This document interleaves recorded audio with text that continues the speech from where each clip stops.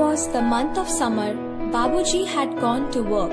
Having put both children to sleep, Ma had lied down to rest. But the children were nowhere near sleeping. Eyes shut, they held their breath and waited for the right moment. गर्मी के दिन थे, बाबूजी दफ्तर गए हुए थे। अम्मा दोनों बच्चों को कमरे में सुलाकर खुद सो गई थी, लेकिन बच्चों की आंखों में आज नींद कहाँ।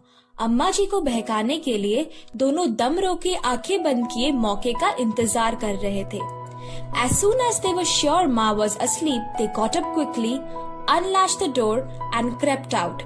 जो ही मालूम हुआ कि अम्मा जी अच्छी तरह से सो गई, दोनों चुपके से उठे और बहुत धीरे से दरवाजे की छिटकनी खोलकर बाहर निकल आए।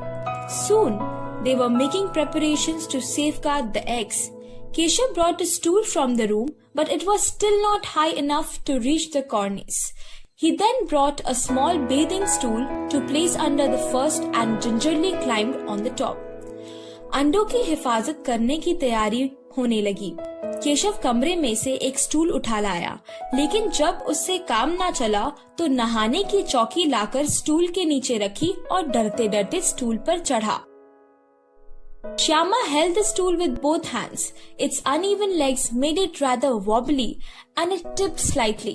Whichever way the pressure increased, only Keshav knew what fear, what dread assailed him at that moment. Shyama दोनों हाथों से स्टूल पकड़े हुए थी। स्टूल को चारों टांगे बराबर ना होने के कारण जिस तरफ ज्यादा दबाव पड़ता था, जरा सा हिल जाता था। उस वक्त केशव को कितनी तकलीफ उठानी पड़ती थी, यह उसी का दिल जानता था।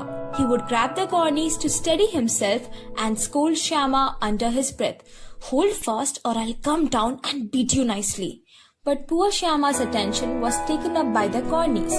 Time and again her mind veered in that direction and her grip on the stool slackened. Keshav दोनों हाथों से कॉर्निस पकड़ लेता और श्यामा को दबी आवाज में डांटता, अच्छी तरह पकड़ वरना उतरकर बहुत मारूंगा।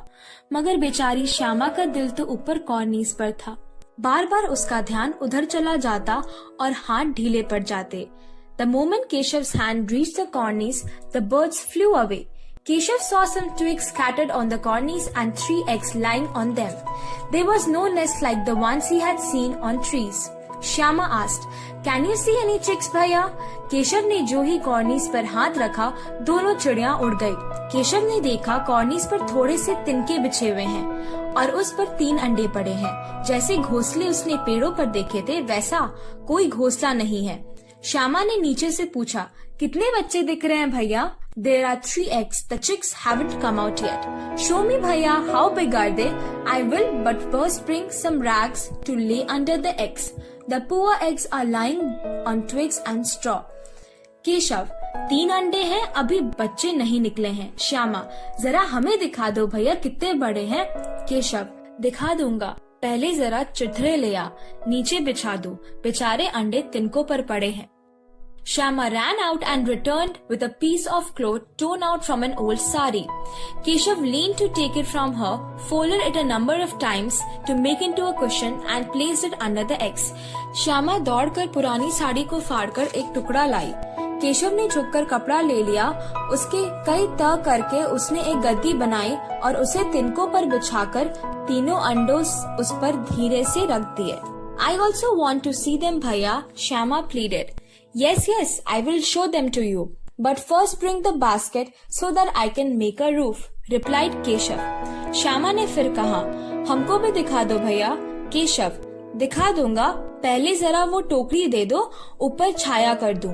Shyama handed the basket from below and said, Now you come down, it's my turn. Keshav rested the basket against the branch and said, Go bring the water and drain. Let me get down and then you can have a look. Shyama ने टोकरी नीचे से थमा दी और बोली, अब तुम उतर आओ, मैं भी तो देखूं। केशव ने टोकरी को एक टहनी से टिकाकर कहा, जा दाना और पानी की प्याली ले आ, मैं उतर आऊं तो दिखा दूंगा। Shyama brought the bowl of water and rice too. Keshav placed them both under the basket and climbed down softly.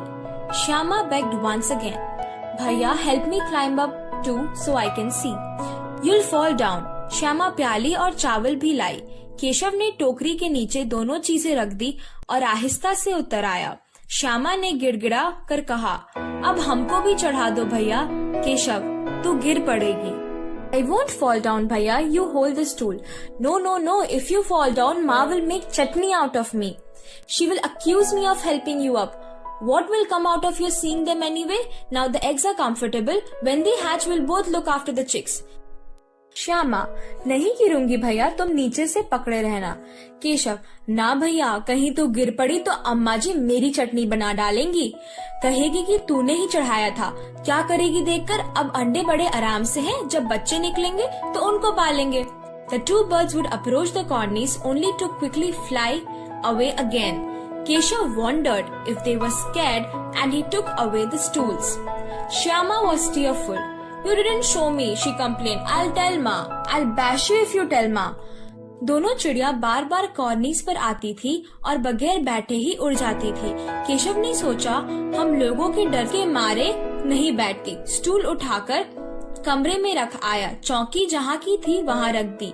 Shyama ने आंखों में आंसू भरकर कहा, तुमने मुझे नहीं दिखाया, मैं अम्मा जी से कह दूंगी। केशव, अम्मा जी से कहेगी तो बहुत मारूंगा, कह देता हूँ। Then why didn't you show me? And what if you had fallen down and broken your head? Shyama, तो तुमने मुझे दिखाया क्यों नहीं? केशव, और अगर गिर पड़ती तो 4 सर ना हो जाते तेरे? So what? Big deal. You'll just wait. I just tell Mama.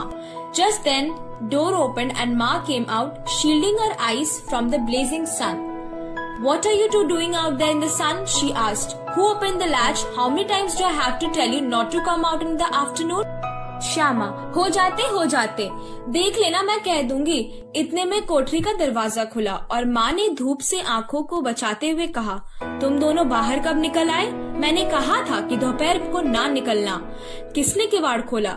Keshav had opened the latch, but Shyama didn't say that to Ma. She was scared that he might get a beating.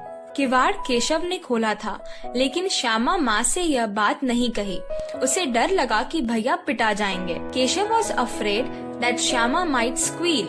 He hadn't shown her the eggs and so didn't trust her. Keshav दिल में कांप रहा था कि श्यामा कह ना दे, अंडे ना दिखाए थे, इससे अब उसको श्यामा पर विश्वास ना था। Whether Shyama was silent out of love or because she was party to the crime is a matter of some conjecture. Perhaps it was both. Shyama सिर्फ प्यार के मारे चुप थी या इस कसूर में हिस्सेदार होने की वजह से, इसका फैसला नहीं किया जा सकता। शायद दोनों ही बात थी। Ma scolded them and took them both back inside the room. She latched the door and started fanning them softly. It was only 2 o'clock in the afternoon and the hot summer wind was blowing outside. Soon the two children were sleeping soundly. माँ ने दोनों को डांट डपट कर फिर कमरे में बंद कर दिया और धीरे धीरे उन्हें पंखा झलने लगी। अभी सिर्फ 2 बजे थे, बाहर तेज लू चल रही थी। अब दोनों बच्चों को नींद आ गई थी। Shyama woke up with a start at 4 o'clock. The door was unlatched. She ran to the cornice and looked up. There was no sign of the basket. 4 बजे यकाकक श्यामा की नींद खुली, किवाड़ खुले हुए थे। वह दौड़ी हुई कॉर्निस के पास आई और ऊपर की तरफ ताकने लगी। टोकरी का पता ना था। She chanced to look down, ran back to the room and shouted, भैया, the eggs have fallen down, the chicks have flown away. संजोग से उसकी नजर नीचे गई और वह उल्टे पांव दौड़कर कमरे में जाकर जोर से बोली, भैया, अंडे तो नीचे पड़े हैं, बच्चे उड़ गए। Keshav ran to the cornice and saw that the 3 eggs lay broken on the floor. A slimy white and yellow liquid was oozing out of them. The bowl of water was also lying upturned. Keshav घबरा कर उठा और दौड़ा हुआ बाहर आया तो क्या देखता है कि तीनों अंडे नीचे टूट पड़े हैं और उनसे कोई चुने की सी चीज बाहर निकल आई है। पानी की प्याली भी एक तरफ टूटी पड़ी है। Keshav went pale and stared at the ground with gloomy eyes. Where have the chicks flown to? Shyama asked. The eggs are broken, Keshav said sadly. उसके चेहरे का रंग उड़ गया। सहमे हुई आंखों से जमीन की तरफ देखने लगा। श्यामा ने पूछा, बच्चे कहाँ उड़ गए भैया? केशव ने करुणा भर स्वर में कहा, अंडे तो फूट गए। And where have the chicks gone? Where do you think? He replied with some irritation. Can't you see the white liquid coming out? It would have turned into chicks in a few days. Keshav, तेरे sir में देखते नहीं है, अंडों से उजला उजला पानी निकल आया है, वही 2-4 दिन में बच्चे बन जाते। Ma shouted from behind, "What are you two doing in the sun?"